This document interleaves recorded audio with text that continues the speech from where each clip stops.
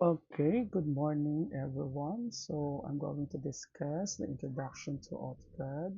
So please get your pen and notebook para sa jotting down of things or notes. And if you have your computer, please open na rin in your laptop so that you can you can use or you can um, try kung ano yung mga learnings nyo here in our lecture. Okay? So, let's start by clicking the icon of AutoCAD para mag-open ang ating window or ating application. Now, remember on AutoCAD is an all-purpose computer-aided design software. So it is a very powerful drawing tool that can be customized to one or to suit one's application. Using it is faster and more accurate than the traditional methods of creating drawings. Okay, so that's why we are using AutoCAD for the accurate drawing. Why accurate? Then we can easily put or input the accurate distance of measurement of our drawing. Okay, so also on AutoCAD, because why we are using AutoCAD, because number one, it is dynamic. It can be customized to one's needs. It is user friendly. Okay, so you can with this you can navigate the AutoCAD after this lecture. So it also supports a wide variety of third-party programs and allows data exchange with a wide variety of software. Okay. Now, since na-open na yung AutoCAD natin, the two buttons that you can access here is or use here is the open. If you have existing drawing or templates, then you can use new. Okay, so let's click new. Okay, so this is the window of an AutoCAD application. Okay, so ano-ano ba meron dyan sa AutoCAD? Okay, so the first is ito merong letter H sa pinaka corner. Okay, so this is the application menu. Okay, the application menu are mga different commands, okay, or the common commands that used here in AutoCAD, such as new, open, save as, import, export, publish, print, drawing utilities, and close. Okay? Then aside from that, meron din kayo dito makikitang search command um, text box. Okay, so basically you can use this to search, okay, the different tools, okay, that are available here in AutoCAD, such as limbawa kung hindi nyo maalala kung ano yung command ng line, kung saan siya located, so ito pwede natin gamitin. Okay, so just type line, ayan, you can click line. Okay, so yan, mag-activate na yun doon sa drawing ninyo. Okay, now after that, katabi nitong application menu is the quick access toolbar. On the word quick access, you can easily, di ba, access the different toolbars, such as again the open, the new, the save as, okay, print, so on and so forth. Okay, then after that, sa dulo naman nito, okay, itong nasa dulo, ito naman yung ating info center uh, toolbar. Okay? For if you want to know all about, di ba, about AutoCAD. Okay? So, pwede dito sa mga different info center. Okay? So, after that, ito naman yung ating ribbon tabs. Okay? Yung ribbon tabs natin such as home, insert, annotate, parametric, view, manage, output, add-ins, collaborate, and express tools. Okay? So, sa loob ng every ribbon tab natin, andyan yung ribbons. Okay, yung ribbon natin. And ang laman nito, yung mga different commands that we can use. Okay? Ito yung mga different commands. Now, meron kayo makikitang drop down, okay, which is the draw panel. Okay? So, the draw panel, kapag klinik nyo, mag-extend pa yan. Okay?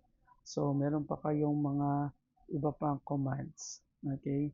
That you can use dito sa mga panels na to. Okay? Now, aside from that, ito yung uh, drawing title natin, which is drawing 1. Okay, sa ilalim din, meron tayong model. Okay, ito yung model view natin. Okay, the model view. Ito yung layout view. Okay, layout 2. So basically, ginagamit na natin layout if you want to see kung ano yung mga gusto nating ma-print doon sa ating printer. Okay, or plot.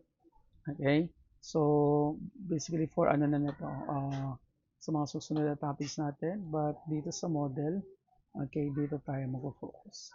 Okay, now we have here the command line.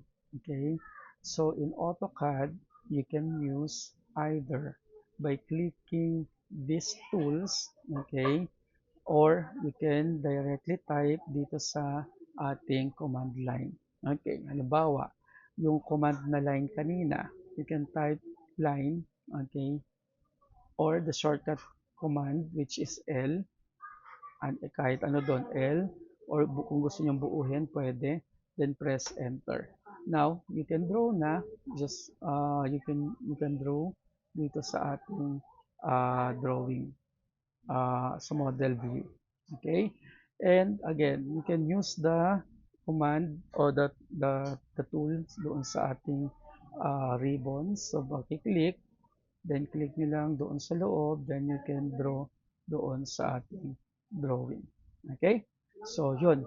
Ulitin ko, you can use either, okay, yung mga tools dito sa taas, or if you know the command, then just click or type the command dito sa ating command line.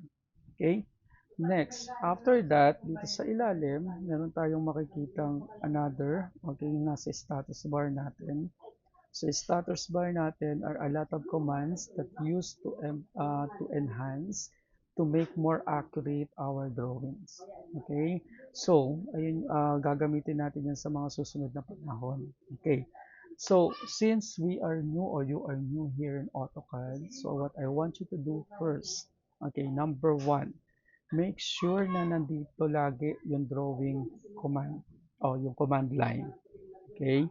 So, baka minsan makita nyo wala. O halimbawa, nag-close or na-close ng sino mang gumamit dyan. Okay? So, pag nawala yan, you can press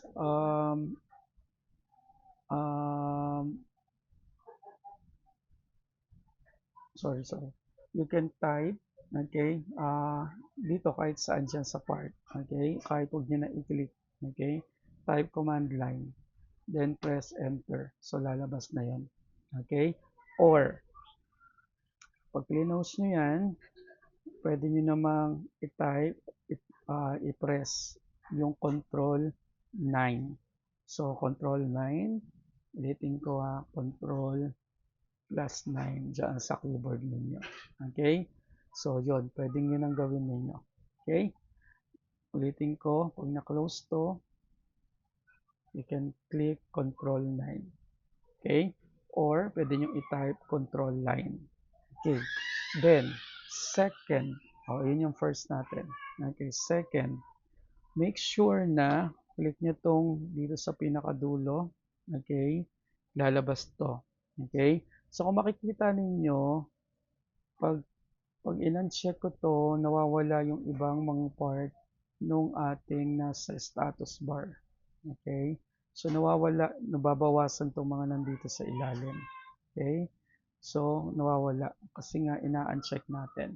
So, ang gusto kong gawin nyo lagi is to make sure na naka-check lahat yan. Since bago tayo gusto ko lahat yan i-check ninyo para maging visible dyan sa window ninyo. Okay? So, makikita nyo na lahat yan dyan. Okay? So, kapag na-check nyo na yan, lahat ng mga naka-on, ito, nakita nyo merong nakakulay blue. Okay? Pag may mga naka-on dyan, i-off lang ninyo. So, i-click nyo lang ulit para mag-off. Okay? So, kapag gusto nyo gamitin, pwede nyo i-on. Okay? So, i-click nyo lang yan.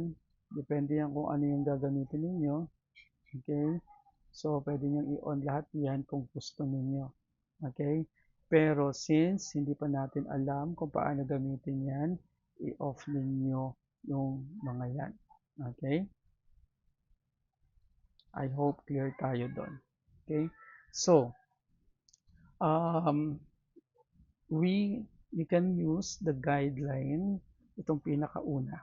Okay? So, pwede nyong i-click yan para magkaroon kayo ng guideline saan sa drawing ninyo. Okay? Kapag naka-off yan, wala kayong mga lines. Pag naka-on yan, meron yung mga lines. Okay?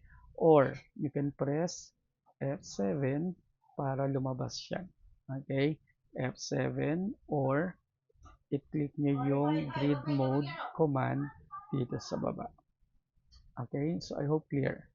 Okay? So, ayun yung gusto ko nyong gagawin. Ha? Make sure na lagi tayong naka nandito tong command line. Okay? Tapos, make sure din na naka-off lahat ng mga nandito except if you want the grid line. Okay? So, make sure lang, ito, make sure lang, okay lang to. Okay, config. Make sure lang Len na lahat yan naka-check. Okay? So, yan yung huwag nyo kakalimutan. I hope clear tayo doon. Okay? So, let's try yung ginawa natin last time. Okay, so again, let's try yung ginawa natin last time sa board. Okay, yung the absolute coordinate, yung Cartesian, relative Cartesian coordinate, yung relative polar coordinates. Okay, so let's try do the absolute coordinates. So, pero for the meantime, let's click muna yung mga to. Okay, then delete lang, click the delete key dyan sa keyboard ninyo para magbura itong mga to. Okay, so make sure lang na nasa-select ninyo. Okay,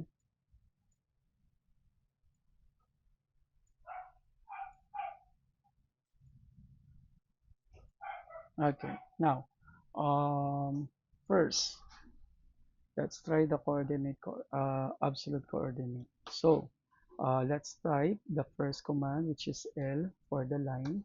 Okay, then yung first point natin is 10, 10.